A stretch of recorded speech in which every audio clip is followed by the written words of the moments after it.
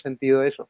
Entonces, además, ¿cómo puede este príncipe que ha de venir a hacer un pacto firme de 7 años que él mismo quebranta? Porque los dispensacionalistas creen que a la mitad de la semana, cuando el anticristo dice hace cesar el sacrificio de la ofrenda, significa que se va contra los judíos y los persigue.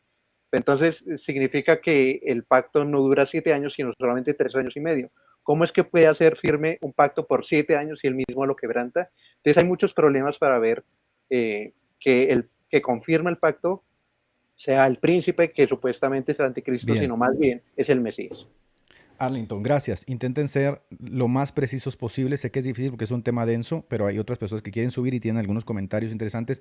Moisés, Daniel dice que aquí, bueno, Daniel, quien está con nosotros de invitado, dice que en Daniel capítulo 9 hay un anticristo que va a firmar un pacto a futuro de 3 años y medio, después lo va a romper y que él lo ve a futuro porque hay una pausa cronológica ahí.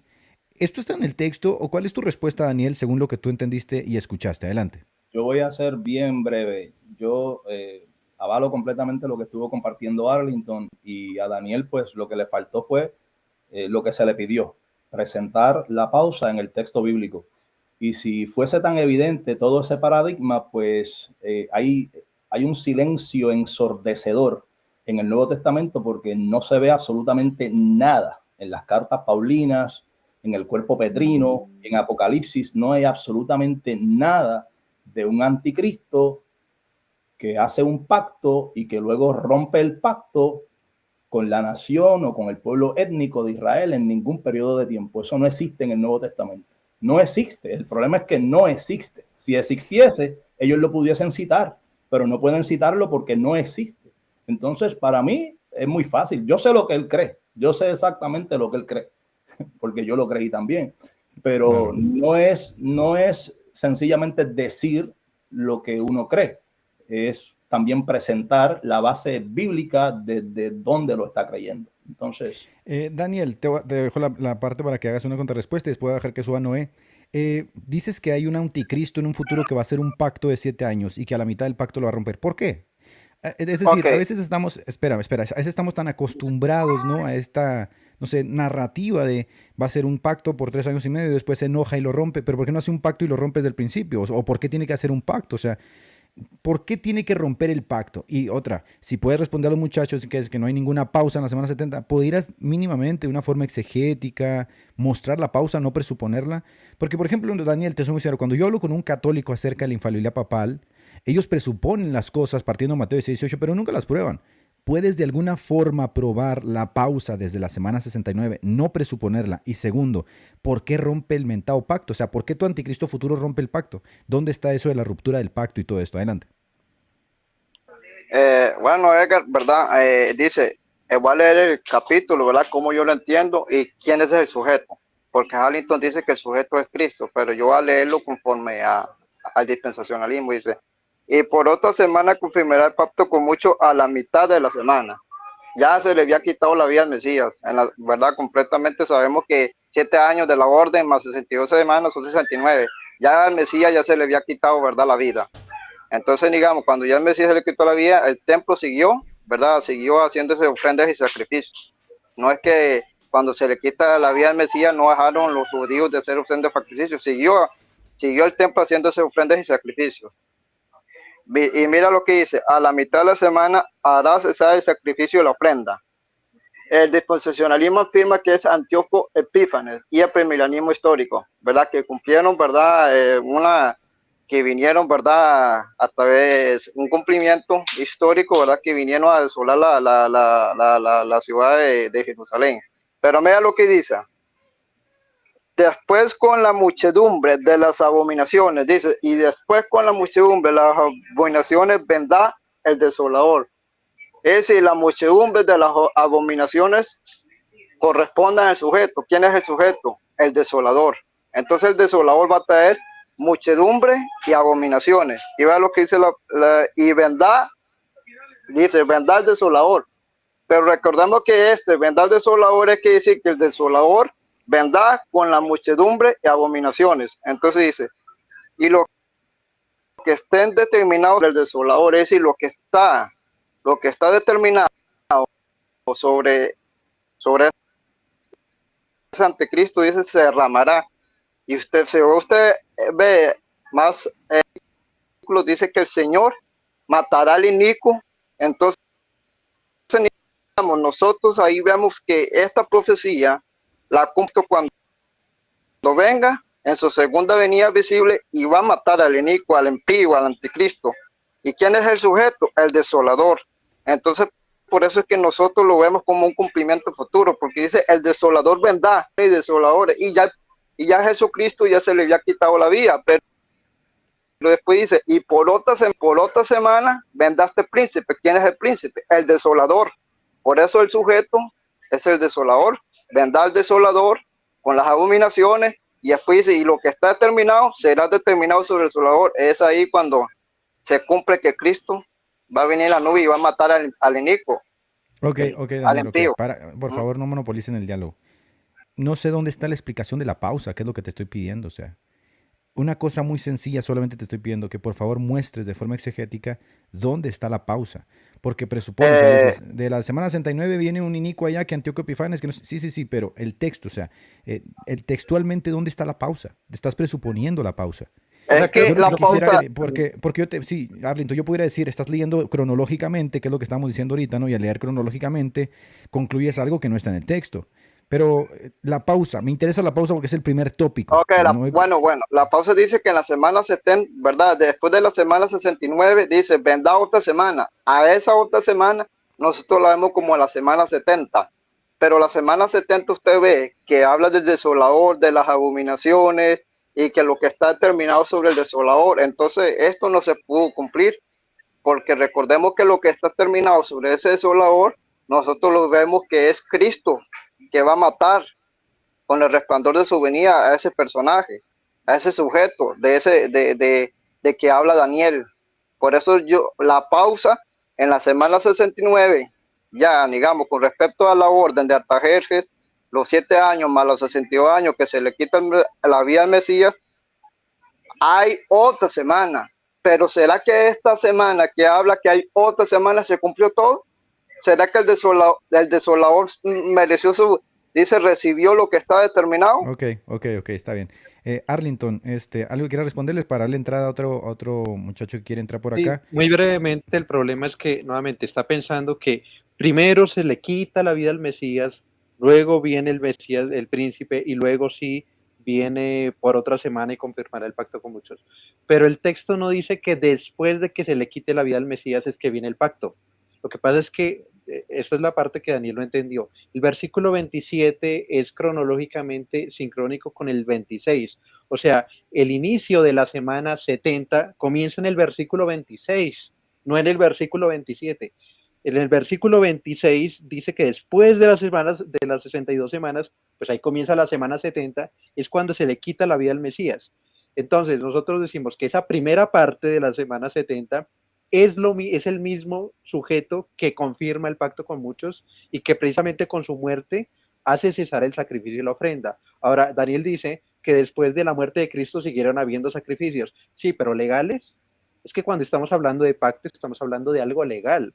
Los sacrificios siguieron, pero eran ilegales, porque ahora ya había un nuevo pacto, porque con la muerte de Cristo, como dice Hebreos 9, se confirma el pacto, y entonces se abole el pacto de los sacrificios animales y comienza el nuevo pacto. Ok, perfecto. Bien, Daniel, te agradezco. Voy a dejar que suba una persona más. Gracias por Bueno, haber Alito, subido acá. cuídate. Bendiciones. Sí, cuídate, Daniel. Buena Un vida. gusto. Siento como que, no sé, será quizá mi percepción, pero quizá nos puede suceder a todos, ¿no? Hay ciertas presuposiciones con las que se lee el texto, se lee con ciertos anteojos, y verdaderamente cuando tú lees, por ejemplo, todo el texto de Hebreos, se habla justamente de cómo hay un nuevo pacto, hay mejores promesas, Jesucristo entra al lugar santísimo, los sacrificios dejan de tener ese sentido del antiguo pacto, lo cual sería una respuesta contundente, ¿no? A este asunto de... Vamos começar a praticar inglês. What is your name? My name is Sarah. Asunto de el tercer templo, etcétera, etcétera. Pero bien, antes de dejar pasar a Noé, para cerrar este primer punto, Moisés y Arlington, estamos hablando de la pausa. Textualmente, creo que Daniel siempre viene y nos dice que nosotros no somos justos porque no dejamos subir a un dispensacionalista. Pero realmente no hay una pausa, es decir, no la ves textualmente. Y no quiero ser deshonesto con esto, pero históricamente, en la iglesia, ¿ha habido tal cosa como una visión de una pausa? Sí, que, no sé, en el siglo II, los padres de la iglesia, en el siglo IV, siglo VII, se creyó en la gran pausa, en el gran asome, en el gran chupe, siglo IX. ¿Se ha creído tal cosa como una pausa o esta es una innovación como tal, no? Moisés, te dejo la palabra así rápidamente. Bueno, a mí me parece que llega a su desarrollo con el dispensacionalismo. Vuelvo y digo, vemos desde un periodo muy temprano a Eusebio de Cesarea utilizando el cumplimiento de la profecía de la semana 70 como una defensa de la fe. Así que no lo veo allí. Hay muchas cosas que algunos dispensacionalistas, yo no diría que todos, pero algunos de ellos tratan de, digo yo, de secuestrar de la era patrística desde la escuela premilenarista clásica o histórica. Por ejemplo, hablar de Ireneo, de Justino Mártir, porque eran premilenaristas, y ciertamente eran premilenaristas clásicos o históricos, pero no eran dispensacionalistas. De hecho, su pensamiento se retira mucho del dispensacionalismo en el fundamento dispensacionalista de que Dios tiene dos pueblos. O sea, Ireneo le llama iglesia a los santos del Antiguo Testamento. Y Justino Mártir dice que la verdadera raza de israelitas somos nosotros los creyentes, y habla de el Israel espiritual de Dios, los que estamos en Cristo. A ese pensamiento de Ireneo y a ese pensamiento de Justino Mártir, ellos le llamarían teología de reemplazo. Entonces tendríamos que decir que algunos de los padres de la iglesia desde muy temprano ya estaban aplicando ciertos reemplazos, por así decirlo, pero no aplicaban la idea dispensacionalista que básicamente es lo que da paso a esto de la pausa, el paréntesis, de que Dios tiene dos pueblos. Pacheco, se trata de que Dios detiene momentáneamente, temporalmente, el trabajo que viene realizando con su pueblo terrenal, nacional, étnico, porque supuestamente pues llegó el momento del reino, pero esta nación rechazó a su Mesías, y entonces es como ponerlo, aquí en Estados Unidos se le dice ponerlo on hold, en espera. Sí, ¿no? hold on. Pues vamos a ponerlo en espera, vamos a desarrollar una temática nueva con este nuevo pueblo, que en algún momento también lo vamos a retirar del planeta Tierra mediante un chupe, un rapto, para entonces dar continuidad. ¿Qué sucede después del rapto en el paradigma dispensacionalista? Bueno, que entonces ya la iglesia estando fuera del planeta Tierra, entonces Dios continúa aquel trabajo que estuvo detenido, ya va por miles de años, aproximadamente 2000 años y contando, ¿no? Y cada segundo que pasa, esa última semana 70 de las profecías de Daniel, cada segundo que pasa, el dispensacionalista lo empuja un segundo más adelante, un segundo más adelante, un segundo más adelante, ¿no? Y cuando la iglesia sea raptada, entonces Dios regresa a trabajar nuevamente con ese pueblo en sentido nacional, terrenal y étnico. De eso depende todo, ¿no? De esta dinámica de los dos pueblos y cómo Dios trabaja con estos dos pueblos. Yo los noto incluso un tanto inquietos, Moisés, porque ciertamente cuando ves el panorama, ¿no?, del dispensacionalismo, no ha faltado por ahí uno de ellos que diga, no, ya en 1975 viene, 1986 es el rapto, el septiembre del año 2020. Parece que están muy inquietos justamente por esta expectativa de que el rapto esté secreto, este asome, no es inminente, y por lo tanto alguno que otro se les desfasa por ahí, se les saltan las cabras al monte y empiezan a dar fechas, ¿no? Muy al estilo de los testigos de Jehová, muy al estilo de los adventistas, no se aguantan, porque justamente es una lectura que desde mi punto de vista es muy sensacionalista y muy fanática. Hay una segunda pregunta y lo abordo.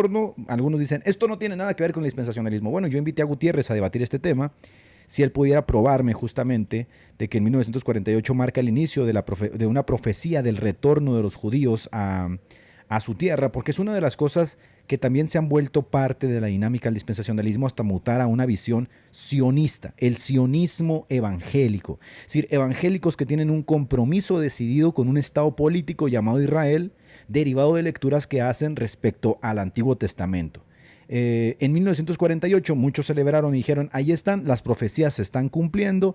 De hecho, hace unos días que escuchaban ustedes a Bolaños decía que el mar de Galilea se estaba secando y que ahora ha reverdecido, que Israel, andábamos en burro, pero que Israel regresó, ahora andamos en cohete, ¿no? Este tipo de cosas también forman parte del dispensacionalismo, o ya esto es fanatismo. Pero se puede hablar de 1948 como el inicio de la profecía del retorno de los judíos. Es puro bluff, pura locura de estas que se les van ocurriendo sobre la marcha, como el gran, ¿cómo es lo que tienen los adventistas, no? El gran juicio de 1844, y cada cosa que se inventan. Te dejo la palabra, Arley, entonces, breve, después a Moisés, y le dejo la entrada a Noé, a ver si puede él decir algo al respecto de esto, que también es dispensacionalista. Adelante. Gracias. Bueno, siempre el requisito que se dio La dirección del trabajo está intensificando a Israel para que se diera como este cumplimiento, es el arrepentimiento nacional. De hecho, Daniel, cuando ora en capítulo 9, está representando en cierta manera a Israel como arrepintiéndose, y precisamente después de esto es que se le comunica que regresarían. Entonces, primero es arrepentimiento y después retorno. En 1948, donde hubo un arrepentimiento nacional, donde reconocieron a Cristo como el Mesías. Ahora, si vamos a hablar estrictamente hablando, desde el primer siglo, o sea, desde Pentecostés, ya vemos judíos entrando y arrepintiéndose. O sea, si vamos a hablar de un retorno espiritual, tenemos que hablar desde Pentecostés mismo, porque en Pentecostés mismo es donde inicia la iglesia con Israel, con israelitas, con muchos judíos, no solamente de Jerusalén, sino de todas las partes del imperio. Entonces, lo que vemos en 1948 no concuerda nunca con este arrepentimiento nacional, y de hecho algunos dispensacionalistas de hecho rechazan el sionismo precisamente por esta razón, aunque dicen, bueno, pero esto puede ser el inicio hasta cuando llegue el momento en que se arrepientan, pero eso nunca lo vimos en 1948.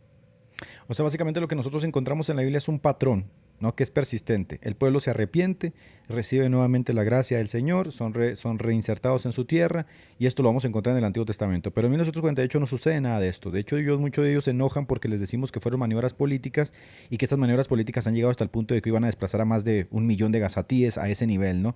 Pero bueno, Moisés, yo sé que quizá esto no pertenezca al dispensacionalismo y digan, no es necesario creer eso. Pero ciertamente cuando tú ves el dispensacionalismo de Latinoamérica, esta vaina está metidísima hasta el tuétano. Gary Lee anda ya vendiendo viajes en Israel y gritando triple alerta todos los días. Gutiérrez sale con boinas y chofares y con un león con la estrella de Renfán. Y por acá David Diamond hace unos días subió un video diciendo que es necesario que se bombardee y desaparezca Gaza. Entonces, sí, parece que sí, este compromiso con Israel lo toman de la Biblia. ¿Esto es dispensacionalismo o esto es fanatismo? ¿Qué rayos es esto ya? La base es dispensacionalista. O sea, siempre vamos a encontrar extremos y personas que son muy sensacionalistas, pero la base es una lectura, una interpretación dispensacionalista. Primero, yo creo que de manera deshonesta muchas veces lo que se hace es que se toman algunos versículos del Antiguo Testamento donde Dios intervenía a través de los profetas con el pueblo y les decía que en algún momento regresarían luego de uno de los diferentes exilios que experimentó el pueblo. Por ejemplo, como cuando se habla de la angustia de Jacob, y el mundo dispensacionalista dice que la angustia de Jacob es el periodo de 7 años de tribulación futuro que tendrá que vivir nuevamente Israel. Pero en realidad, cuando usted va a la lectura, la única parte de todo el texto bíblico que utiliza ese concepto de la angustia de Jacob es en Jeremías capítulo 30. Y la angustia de Jacob sería ese momento en el que irían a ese cautiverio babilónico, y Dios también le prometía que de allí los traería nuevamente a su tierra, y eso sucedió. El tema de la incredulidad es algo pues que ellos entienden que es debatible, pero ciertamente las condiciones no estaban disponibles en el 1948. Inclusive hay judíos ortodoxos que entienden que eso fue un accidente. O sea, no necesariamente personas que no somos dispensacionalistas, sino judíos ortodoxos que entienden que eso fue un accidente porque no se dieron las condiciones que tienen que darse o que deberían darse para que fuese producto de un acto divino. ¿Okay? Ahora, yo creo que sí está relacionado en base, porque el dispensacionalismo tiene esta idea de que Dios todavía tiene promesas pendientes para con ese pueblo en sentido nacional, terrenal y étnico.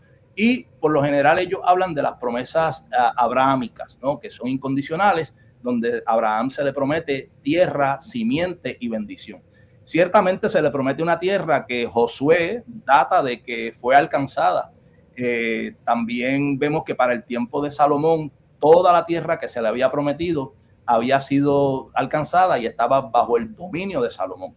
Vemos también otros pasajes en Jeremías y otros profetas donde Dios les recuerda que la tierra no era de ellos y que si ellos no cumplían con lo que establecía el pacto, de la misma manera que Dios había echado de la tierra a aquellas otras naciones que habitaron la tierra antes que ellos, de esa misma manera Dios los echaría de la tierra, ¿no? Entonces, vemos que no todo era incondicional, aunque pues sí vemos que hay un cumplimiento de esto, pero que como dice Pablo en Gálatas 3:29 y en otros pasajes, en Romanos, había un cumplimiento de esto donde los recipientes de todas las promesas de Abraham en realidad son esos elegidos que están en Cristo. La simiente de Abraham viene a ser todos aquellos que están en Cristo, y como simiente de Abraham entonces somos los recipientes de esa promesa, incluyendo la tierra. Lo único que ahora en esta promesa pues no se alcanza un pedazo de tierra delimitado geográficamente allí en Medio Oriente, sino que, como dice Pedro, esperamos conforme a sus promesas.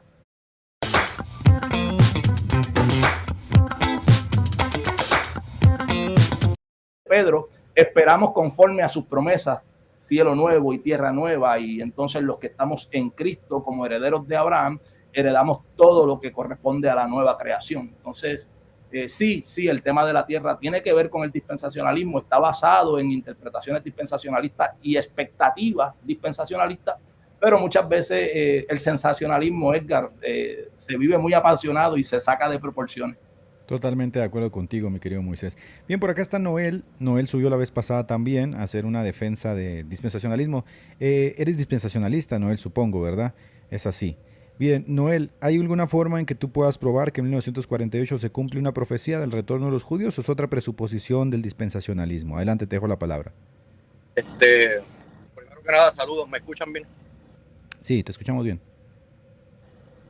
Dios los bendiga, mis hermanos. Bien, yo tenía en cuenta hablar también, abordar a lo que se había dicho de la semana 70, pero para dejarme llevar por tu programación, cuando se dice que... Te escuchas un poco mal, Noel. No sé si te puedas acercar al micrófono o algo porque se escucha como un poco bajo. ¿Me escuchas ahora?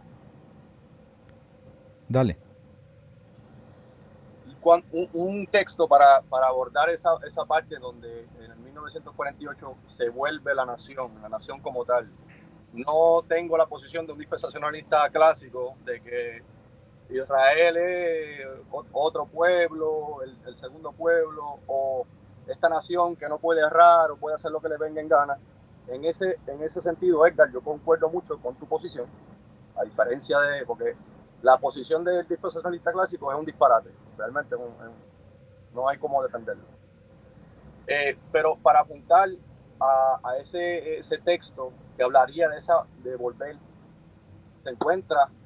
la nación, se encuentra en Mateo 24, si no me equivoco, es 32 o 33, del 32 al 33, donde dice que la higuera volverá a florecer, siendo que en pasajes anteriores se había maldecido la higuera, Cristo maldeciendo a la higuera, que vemos que se cumple en el año 70, donde hay una dispersación del pueblo judío, pero Mateo 24 viene y dice que la higuera se va a volver a ver florecer, a volver a salir a flote como nación. Ok, Noel, antes de que sigas, lo que tú me estás diciendo es que en Mateo 24, en el versículo 32-33, tuvo su cumplimiento en 1948. Eso es lo que tú me estás diciendo. Que Mateo 24 ya se cumplió en 1948, que la higuera, por supuesto, es Israel. Y esto tiene que tener una lectura política, por supuesto, un Estado, el Estado de Israel. O sea, el pueblo regresa a un Estado como tal. Y en el versículo 33 dice que todas estas cosas demuestran que entonces ya estamos cerca, ¿no? Entonces, para ti, en 1948, en Mateo 24, ahí se cumple la profecía de 1948. Bien, quiero abordar eso. Arlington, ¿quieres a decir algo al respecto de lo que está diciendo Noel? Y luego le dejo la palabra a Moisés. Adelante.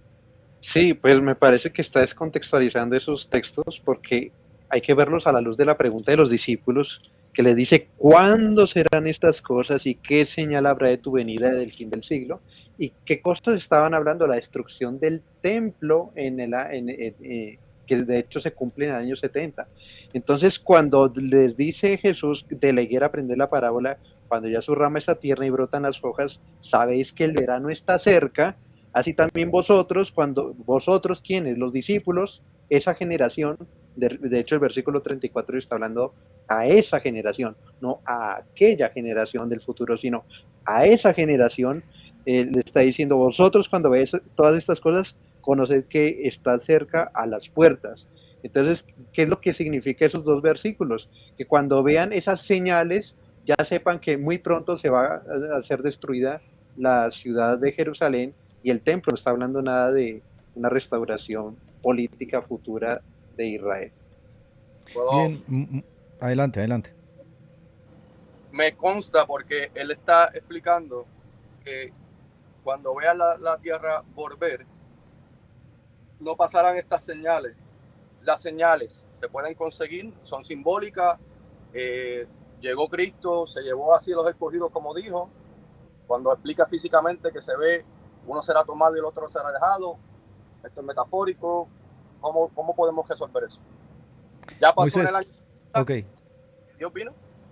Dale, Moisés, te dejo la palabra respecto a lo que está diciendo Noel, que uno será tomado y otro será dejado, que esta alusión al rapto no ha sucedido. Mateo 24:32 habla de la profecía de 1948, como Apocalipsis 12 habla del domo de hierro, como dijo Antonio Bolaines. Entonces, ¿qué piensas tú de esto, Moisés? Mateo 24 no tiene absolutamente nada que ver con el 1948. En Mateo 24 se da un paralelo también en Lucas 21, Marcos 13. Y en Lucas 21, la lectura de Lucas 21 dice lo siguiente: también les dijo una parábola, mirad la higuera y todos los árboles. ¿Cuáles serían esas otras naciones que tenían que reverdecer juntamente con Israel? Si Israel o el Estado moderno de Israel se trata entonces de esa parábola de la higuera, ¿no? Eso sería algo que el invitado tendría que contestar.